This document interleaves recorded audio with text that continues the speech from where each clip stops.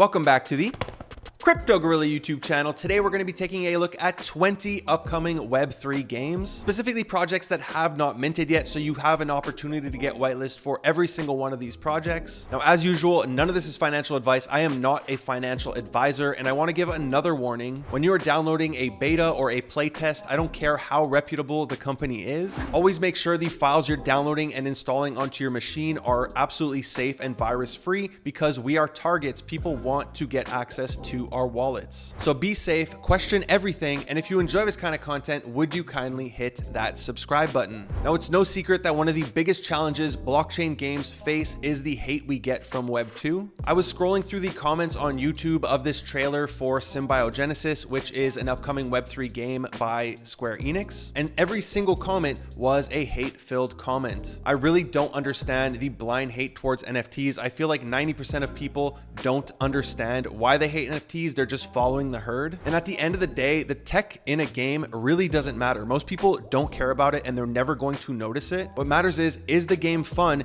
and is the story good? So I'm very excited for the future when people stop caring about NFTs being in games and they just go back to caring about the gameplay itself. Now, speaking of Symbiogenesis, they just announced their second treasure hunt, which is going to be debuting on April 17th. This is a game on their website where you click around on the map and you try to find an NFT, and if you get it, you will be rewarded. In the first round, they did have 30,000, so there are plenty to go around if you show up on time. Next up, we have Fableborne by Pixelcraft. Fableborne is a mobile game where you build up your base and raid your opponent's bases, similar to something like Clash of Clans. However, during the raids in this game, your character is fully controllable. Now, every player is going to own an island which other players can raid. Your island is going to produce daily resources which you can harvest to use to make your island even bigger, to create more resources, as well as build up your defenses. So this is going to be a Web3 game. While it is free to play, the characters are going to be NFTs that you can upgrade. However, there still is no information on when the character sale is going to happen. They will be holding their second closed beta from April 13th till April 16th. So if you want to qualify for the next beta, I suggest getting in the Discord, being active, and entering their raffles. Next up, we have Shardbound, which is a grid-based movement game that uses a card deck battle system.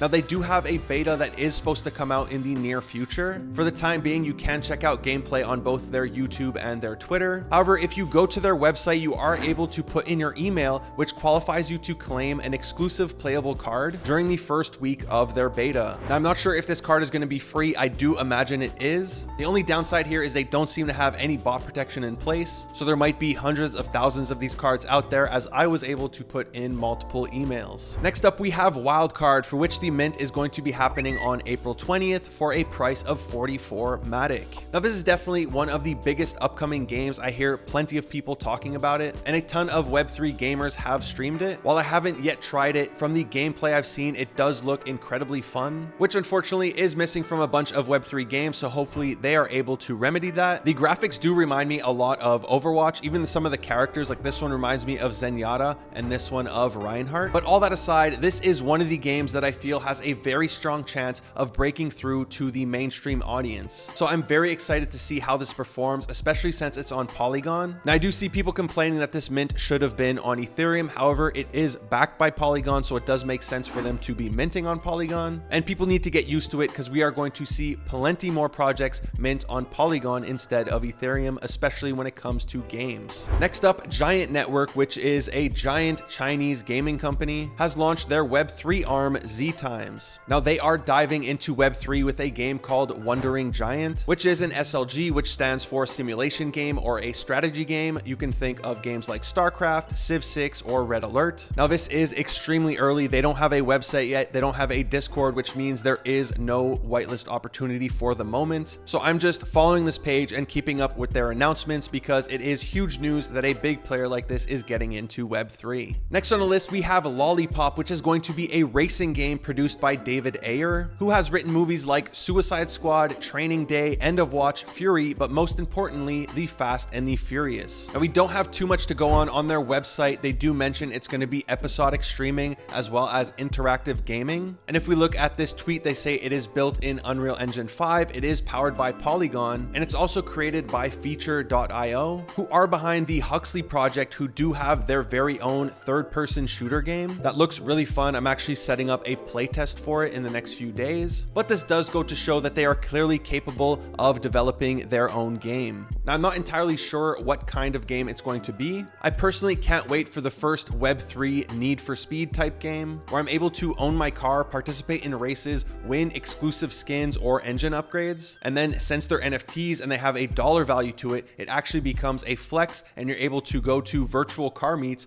park your car, and show off your vehicle. Now, if we look on the website, they also have a Lollipop sale page. I have no idea what the utility behind these is, but they do say this is your key to the race. Purchase yours to be the first to experience Lollipop. And since there is a real company behind this, I just YOLO'd some. Worst case, you paid $10 for a Lollipop. Best case, you get $10 for access to their game or a whitelist or something like that. Next up is Moonfrost. Now, I really love how this game looks. It's very aesthetically pleasing. The pixel art is very well done. It seems like a mix of a farming game and an RPG, where you harvest your land, you plant crops, you build and upgrade your home, but you also go on quests and explore the world as they expand it. Now, I'm not sure how NFTs are going to be utilized in this game just yet. I do know it is going to be built on Solana. However, one of the reasons I'm so excited for this game, other than the fact that it looks beautiful, is for the fact that it is the first Web3 game backed by Supercell. Next up is Jungle. We really don't have too much information about this one, other than the fact that they have raised $6 million to develop their game and that they're developing a mobile extraction shooter. And if you don't know extraction shooters, it's similar to Dead Drop or Shrapnel, where you enter around, you're able to collect a ton of gear and collectibles. And the only way to keep that stuff is if you kill everybody, if you win the round by extracting with other people, or by finding an area where you can exit the match mid-match. Next is one I am very excited for. That is OhBabyGames. They are building a suite of games. For the moment, they have announced 7, but their flagship game is going to be a racing game that looks a lot like Mario Kart. Now, if you aren't following their Twitter, I would also recommend following Pass, because he does share a ton of insights and gameplay for these games. Now, we don't yet know what type of NFTs they're going to have, if they're going to have a Genesis Pass that applies to all of their games. I know the games will have NFTs that are going to be cross-game compatible, but if they did have a Genesis Pass, I truly believe this thing would fly. My advice for you, if you do want to get whitelisted for this kind of stuff, and this applies to all games, not just their game, is to sign up to be an alpha tester for OhBabyGames. You can do that on their website. And the other thing is to jump in these games Discords and try to provide valuable feedback to help out the teams as they develop the games. Games especially are looking for hardcore community members who want to be active members of their community, and the best way to do that is by being an active member of their community. Next on the list, we have Aetherverse by Loxley Labs. Now, I still don't have too much info on this game. I have spoken to the team,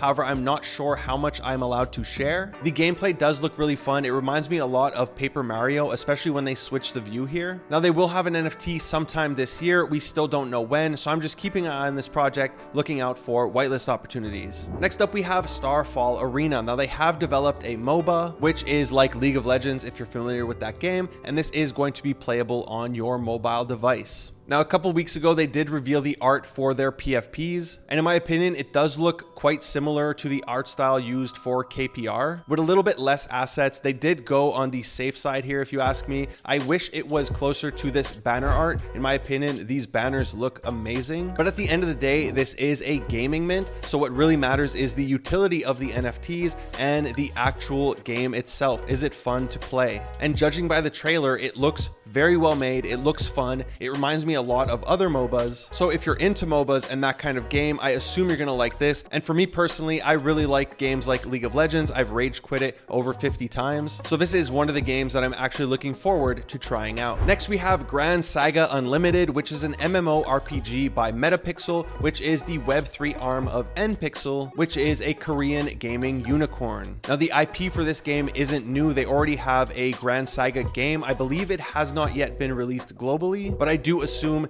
the Unlimited version is built on top of that, and that explains how they have a game so far along, especially when you compare it to all the other Web3 games out there. Now, I did have a chance to try this out during their first playtest. It was really fun. It was my first experience with a Web3 MMO, and I really enjoyed it. It plays really well, so I'm definitely looking forward to their second playtest. They do have soulbound tokens for these playtests, but as for whitelist or NFTs, there hasn't been any announcement yet. The only downside here is if they do have NFTs, this whole thing is built on Aptos, so I assume the NFTs would also be on Aptos, which some people don't like since everybody wants everything to be on Ethereum. Now, Metapixel is building multiple games. They've also announced another game called Pixelcraft. We really don't have much information on it other than a trailer they uploaded to YouTube that shows different game types. And if we check the description of the YouTube trailer, we can see it will be a Web3 game. They also mention you can create, socialize, and play. So maybe there's going to be a creator mode where you can create different stages and maybe even mint those as NFTs. But just like Gran Saga, we have no idea how this game is going to utilize NFTs. The only NFT that Metapixel has confirmed is going to be Katja, which is a cat NFT collection. However, there has not yet been any announcement about a game tied to this NFT collection. Next up, we have Codename Renegades, who are building a free-to-play multiplayer tactical brawler, which is a mix between a MOBA and an auto battler. Matches will be 1 versus 1, where each team uses 3 characters with the goal of destroying the other player's nexus. Now, they do have an upcoming NFT mint. It's going to be a Genesis pass with a 1K supply, and some of the utilities they've announced is going to be access to their alpha, which should be launching in the second half of this year, as well as in-game boosts, better missions, skins, and a ton more. And the best part about this mint is it's absolutely free. Next, we have Overworld, which is going to be a multiplayer RPG. We have not seen any gameplay just yet. However, the founder, Jeremy Horn, has been behind the creator of games that have generated over 1.5 billion in revenue. They have raised $2.5 million for Overworld. It's also backed by Exterio, for which if you check the website, they have 3 unannounced games that are upcoming, and the art for some of these projects looks really cool. Now, as for Overworld, they do have an upcoming PFP mint in late Q2, and they also just launched their Overworld keys for hand-chosen individuals. They have currently chosen 74 people. However, there is a total of 250 to go around. So if you want to earn one of these for yourself, you can see here they mention these are for their Twitter supporters. So if you want to get one, support them on Twitter. And they also go on to mention the utility of these keys, which is going to grant you a free mint for every single one of their upcoming mints. First, we have the PFP, followed by a land sale, and it's also going to get you a tier 1 whitelist spot. I assume by tier 1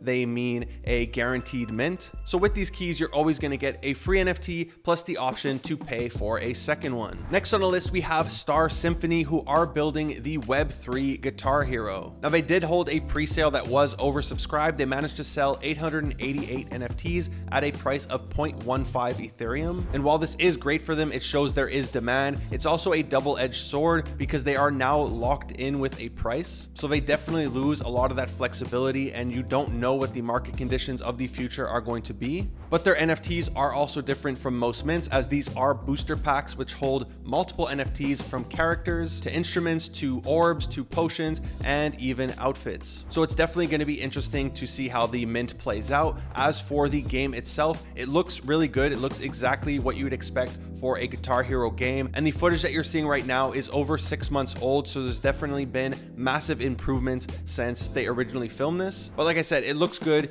I even like the aesthetic that they have in their menus. It all fits really well with their overall branding. Next up, we have Lyra, which is by one of the founders of Shopify. Now, the early gameplay that they showed is very similar to Pokemon, except it's an auto battler. It's going to be 5v5. However, at the end of the trailer they dropped, they did give a sneak peek for their homestead, which is much closer to something like Moonfrost, which we spoke of earlier, which is that farming and questing game. Now, the mint is going to be of 30 different creatures. It was originally planned for early April. However, they did push it to early May. The pricing for this mint is going to be dynamic, so it will get more expensive over time. The total supply is 10,000, 4,000 for whitelist at a price of 0.04, and the rest of the 6,000 are reserved for public. Next up, we have Elemental Raiders by Games for a Living, which is a company by Trip Hawkins, the founder of EA. Now, they are very far ahead compared to most people building a Web3 game. They already have a game available on Steam. It's available on Windows, on Mac, and on Samsung. I tried it out myself. It's really fun to play. I can see how easy it is to get addicted to this kind of gameplay. They also had a successful token sale that was incubated by Seedify. The only downside I see for this mint is that it is on Binance Smart Chain. And for me personally, I can't explain why. Whenever I see something is on Binance, it just turns me off. I think it's the same for most people as we're very used to Ethereum. However, I don't discriminate. If there's money to be made on a chain, I don't care which chain it is, I will go to that chain. So they did recently make an announcement in the Discord. The mint is going to be mid to late April, and if you check on their Twitter, you will see there are still opportunities to get whitelisted. Next up, we have the Machine Arena. Now, they are currently running their alpha, so if you want to play it, you can sign up on their website. And this is going to be both a single and multiplayer game, both PvP and PvE. Now, the game features 9 different champions with different abilities, from tanks to support to assault characters. For PvP, it is going to be 4 versus 4, with game modes such as pushback, which is like moving the payload in Overwatch, detonation, which is like planting the bomb in CSGO, and skirmish, which is a team deathmatch. And for PvE, they have Death Run, where you upgrade your weapons as you move through different rooms. Now, they have not confirmed any NFT whitelist just yet. If you are winning any sort of giveaway, this is for access to try out the game. However, on the website, they do mention you will compete for digital collectibles, so the game is definitely going to utilize NFTs. Last but not least, we have Dimensionals. Now, they recently tweeted some very early gameplay, which looks a lot like a Pokemon battle system. Their dimensional stones were absolutely free. They did quite well, hitting a floor of above 3 ETH, and they are currently still sitting at a floor of 1 Ethereum, which is great for a free mint. And the utility of these stones is that it grants you whitelist for all their future mints, all of which are free, so you essentially get free NFTs for life. Their next mint is going to be the first character mint, Eve, for which you can apply on their website if you want to get whitelisted. That's it for today's video. I hope you enjoyed it. If you did, be sure to give it a big thumbs up. Let me know in the comments down below any game I might have missed or overlooked, and I will definitely check it out. If you enjoy this kind of content, would you kindly hit that subscribe button, smash that bell notification. Thank you for watching the Crypto Gorilla. Peace.